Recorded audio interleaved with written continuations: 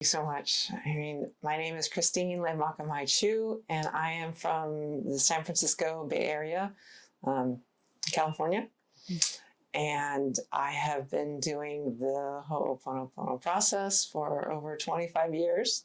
And I needed all those years to figure out myself, to get to know myself better. What are you doing right now? I'm an accountant. So yeah, it's interesting because I was just talking to Kamali about this, and my title is called controller. And in Ho'oponopono, it's the opposite of what we don't want to be controlling life. We want to be letting go. And so it's just so funny that my role is the controller for the finances. And so what I do is I give up my control and allow divine inspiration to come through.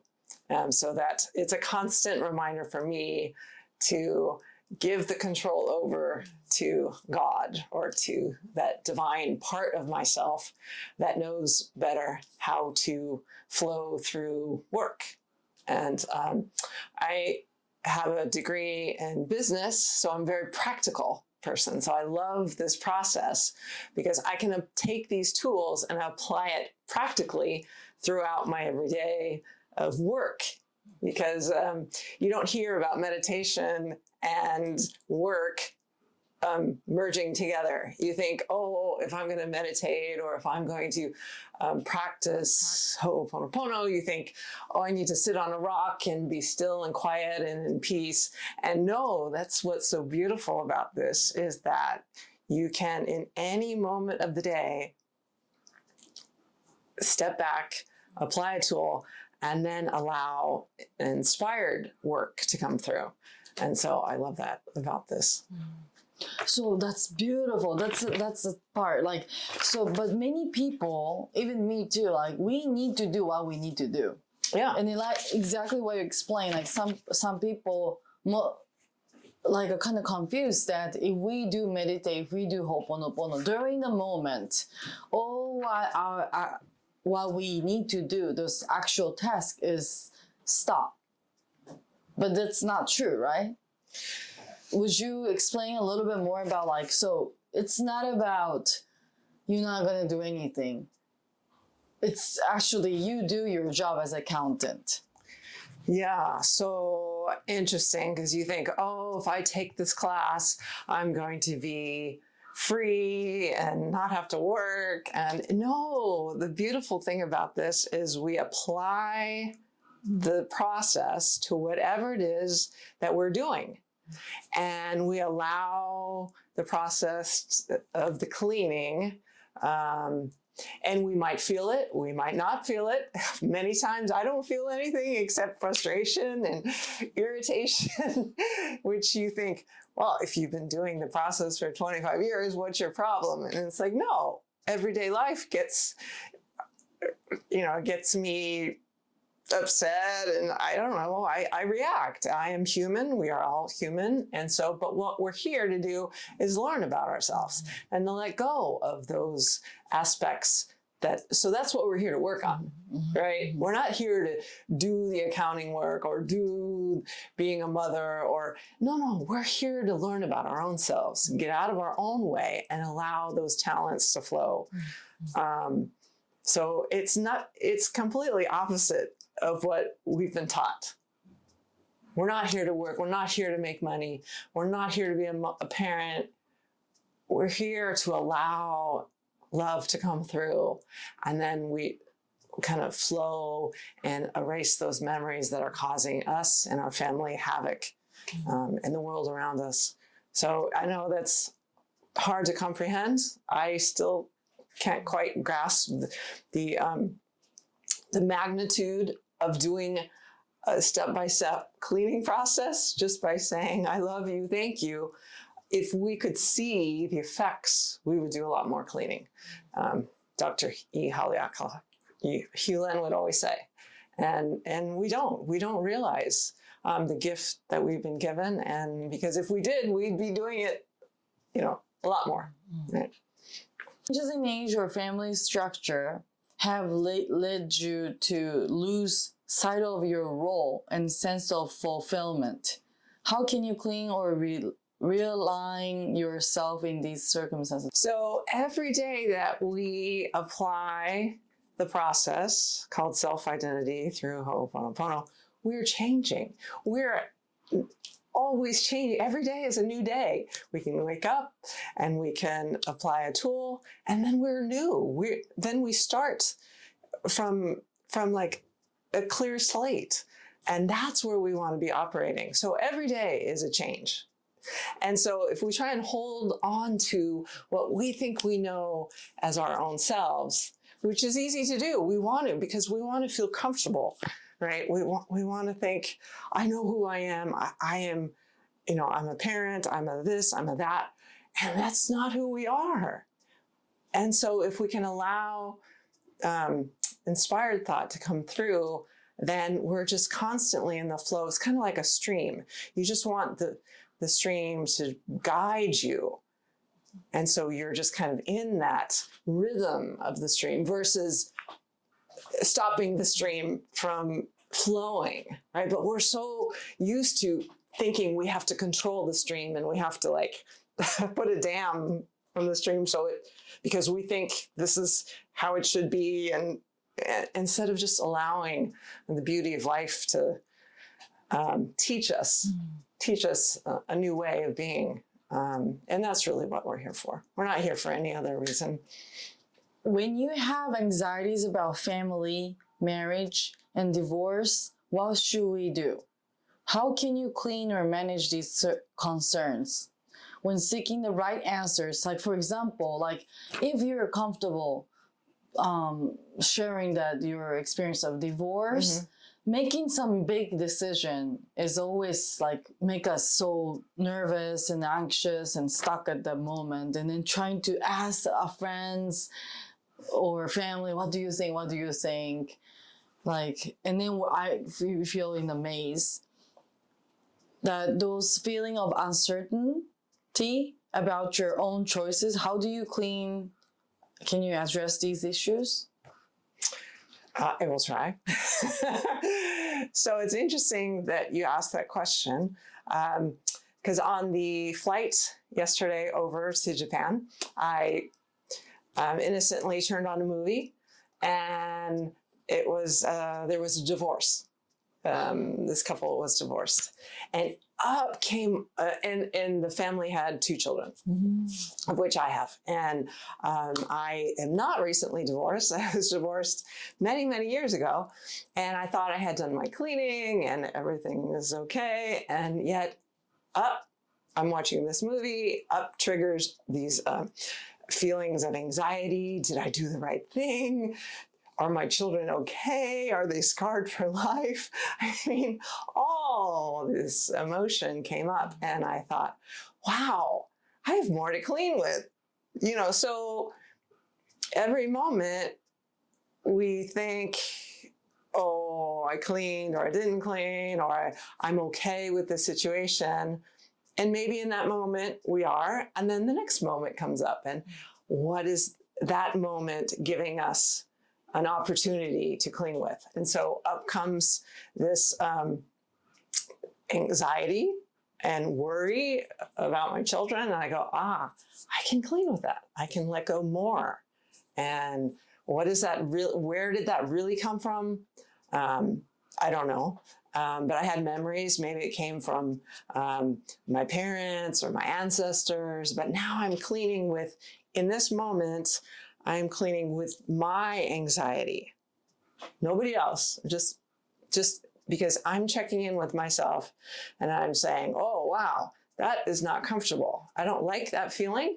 And thank you. Let's apply a tool. I'm saying to myself, I can apply a tool to that feeling, and let's let go of that. Because I don't want to be passing down, if I don't clean with those thoughts, I could be passing those down to my children, that anxiety.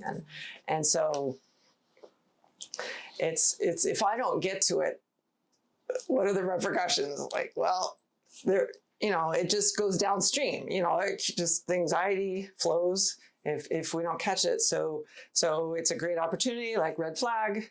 Let me clean with another layer of that anxiety. And so, it's just whatever each day comes up. Like, I don't have a plan each day. What am I going to clean with? Anxiety, fear? No. So I check in. How am I feeling in this moment? I have my back hurts. Okay. Let me apply a tool to that in that moment. And many times I then forget that I had that come up. And that's beautiful, right? When it's been erased through the gift of God. It's just kind of dissolved, and then I can go on to the next situation. And so every moment, it's just this process of learning about myself, working with myself, and being responsible for whatever it is that's coming up for me. And many times, it's not so easy to be responsible because I want to blame, point fingers, say it's the other person's fault, or my ex-husband. It's so easy, and it only takes a little bit more effort to turn the finger and look at myself. Just a little bit more energy to go, let me try that. Because, the blame, we're good at that. I'm good at that. But what does that benefit? It doesn't really get it. It's just, it's just that circle. It goes around and around and around. So let's stop the circle, clean with what is in me so that I feel better. And then we keep working on ourselves. What you just said, that I feel better. That's so important. But then we often forgot that first we need to feel better. But because I believe that this whole situation, if I want to change this situation or a certain problem, the outside also should be changed. Let's say if to make myself so happy, I achieve certain salaries, I forgot that what I really want to have is a peace of my mind. But then through hooponopono, can we get the peace of mind? That's a good question. Because really, that's all we want, right? Is peace of mind. I mean, a greater salary, that sounds wonderful. Will it bring us peace of mind? Maybe, maybe not. I don't know. But if we can check in with ourselves and in this moment in time, care for ourselves, nobody else. What I find is then the children calm down, the work calms down, everything is just kind of settles down. And then clarity can come up as to which direction to take. Versus, I have anticipation of a greater salary because that will bring me this and that and that. Well, maybe yes, maybe no. But I'd rather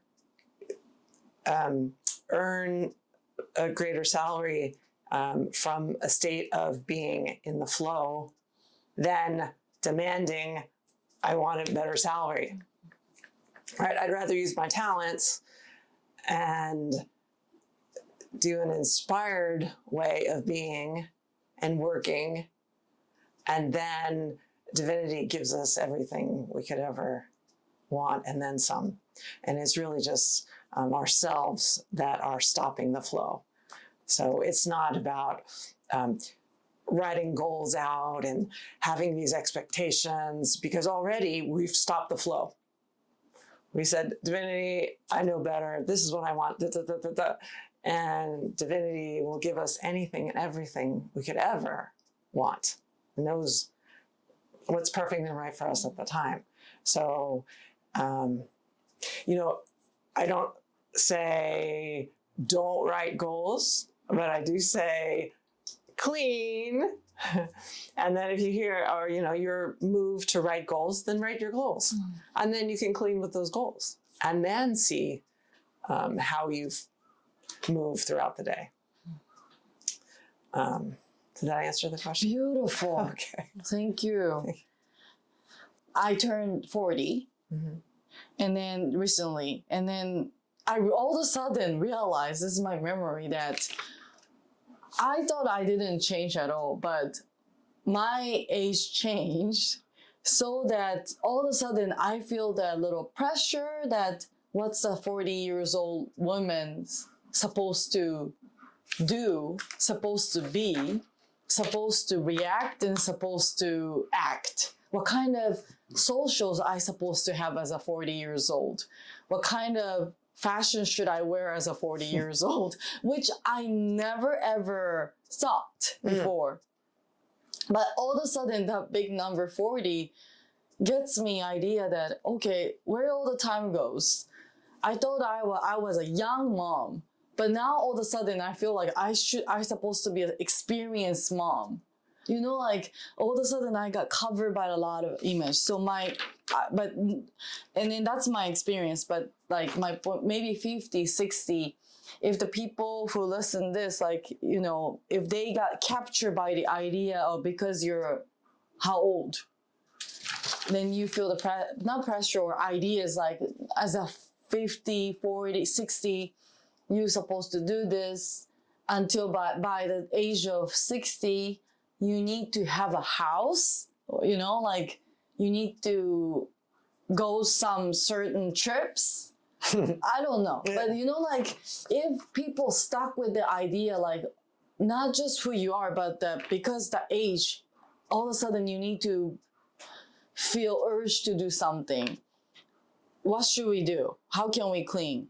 Or what was the right things to do? How have you managed and clean with these transitions with the age? That's a really good question. As we all age, and what I have found is that the older I get, the less I worry, because I realize all those worries that I had in my 20s and the 30s really didn't matter, and I was so worried about what people thought. And now, you know, a little bit older and wiser, I think that was so much wasted energy and time spent worrying. So a little bit of wisdom comes with age. And then the other part is just, again, that anticipation of when I turn 40, I should have had this, or when I turn 50 or 60, this is how it should be. It's like, well, where's that coming from? Right? I think we need to give our own selves a break. You know, take that load that we're carrying of called expectation. Just set it aside for a moment. Then we can like breathe and go, oh, let me notice how I'm feeling now. And then from here, maybe I can come to terms with those expectations and just that they're expectations, and I can clean with that. I can let go of those expectations, check back in with myself. How do I feel now? Do I feel any better? Yes? No?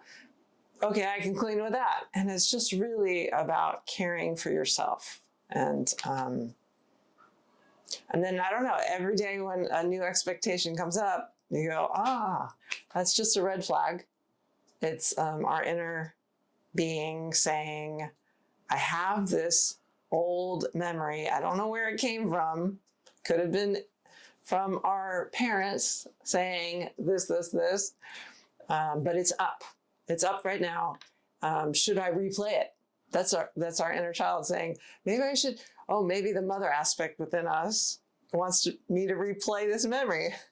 It's like, no, we can acknowledge that that's up for the cleaning, but we don't have to keep hitting the replay button called I should this and I should that. It's like, okay, I see that it's here and I can hit stop. I can hit delete.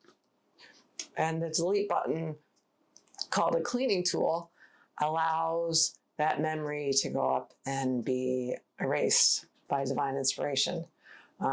So the beautiful thing about this process is we don't have to keep reliving these worries and expectations of this and that and the other. I mean, we have so many expectations. This is just one thing, but I mean, it goes on and on and on and on. It's amazing that we, I mean, the load that we carry is so heavy. I was just seeing this today. It's like this backpack, and we don't even feel it because we've been carrying these memories for so long. So we don't even know how heavy the load is that we carry. And if we could just let it go for a moment, allow it to be received by divine inspiration. Oh my goodness. Talk about lightening the load. Wouldn't that be lovely if we could just let it go?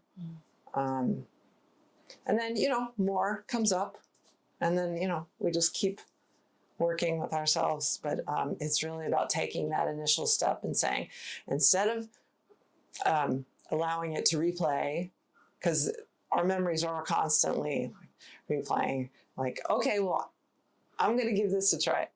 Let me try hitting the delete button called I love you, thank you, I love you tool. I'm going to hit that a few times. I'm going to keep hitting I love you, I love you, I love you, I love you. And then just see how life unfolds. See how you feel. It sounds maybe too good to be true. But through the grace of God, we've been given this gift called self-identity through hooponopono. And all we have to do is apply the process, which is just a petition to let go and let God come through and set us back to oneness with divine inspiration. Just allow the light to come through.